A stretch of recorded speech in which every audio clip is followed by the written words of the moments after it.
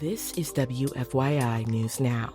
It's December 26th, and I'm Abriana Herron. On today's show, President Joe Biden commutes the sentences of almost all prisoners on federal death row.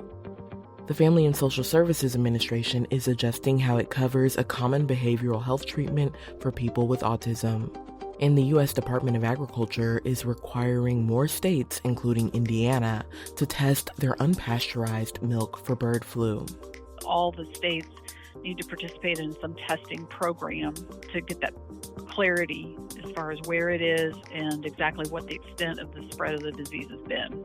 Those stories coming up, but first. Indiana's Medicaid Director will resign in early 2025. Indiana Public Broadcasting's Abigail Ruman reports the Family and Social Services Administration announced Cora Steinmetz will step down after less than 2 years in the role. Steinmetz was named Indiana Medicaid Director in 2023 after working in a number of other senior operation roles in Governor Eric Holcomb's administration. She was in charge of the state's response to the $1 billion Medicaid forecasting error presented last year to the State Budget Committee.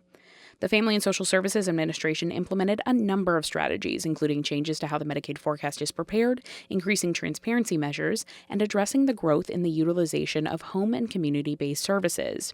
That response received criticism from lawmakers, advocates, and people impacted by the strategies.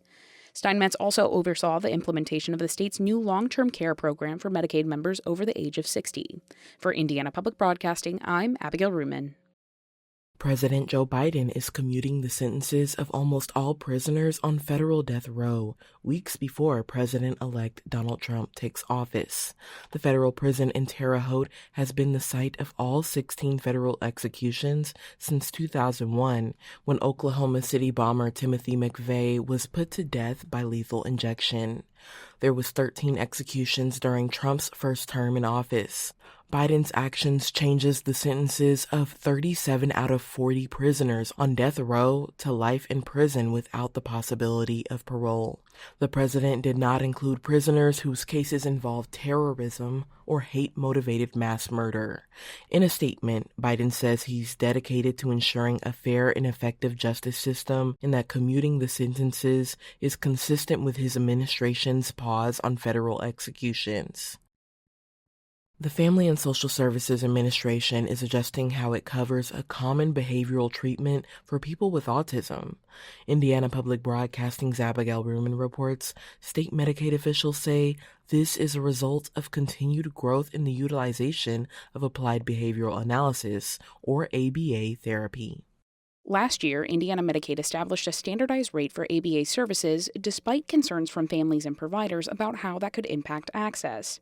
Indiana Medicaid Director Cora Steinmetz says the state is proposing another change this year. She says Medicaid members will be limited to 30 hours of comprehensive ABA services per week for a minimum of 3 years. Following the maximum 3-year duration, ABA recipients would be permitted to continue limited-hour, behavior-specific, focused ABA services. Steinmetz says currently the cost of ABA services are expected to increase despite previous efforts to limit growth. She says, pending approval from the federal government, the state is proposing these changes would go into effect April 1st.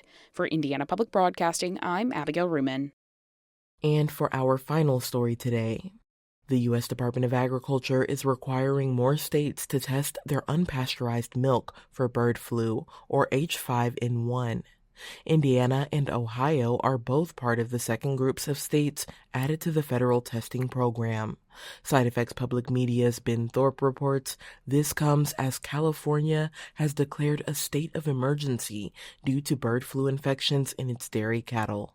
So far this year, cattle herds in 16 states have tested positive for bird flu. Scientists have raised concerns that unchecked spread among cows could potentially make the virus contagious and deadly in humans.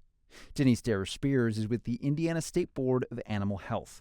She says the state hopes to get some bulk testing in place by January. All the states need to participate in some testing program to get that clarity as far as where it is and exactly what the extent of the spread of the disease has been. The mandatory testing will occur on a regular basis, ramping up or down depending on whether any infected milk is detected. The risk to the public from the virus is still considered to be low, according to the Centers for Disease Control and Prevention. I'm Ben Thorpe. That's all for today's episode of WFYI News Now. Our podcast is produced by Drew Daudelin and Zach Bundy, with support from the news team at WFYI and public media journalists across the state. Our news director is Sarah Neal-Estes. Kendall Antron produced our music, and I'm your host, Abriana Herron.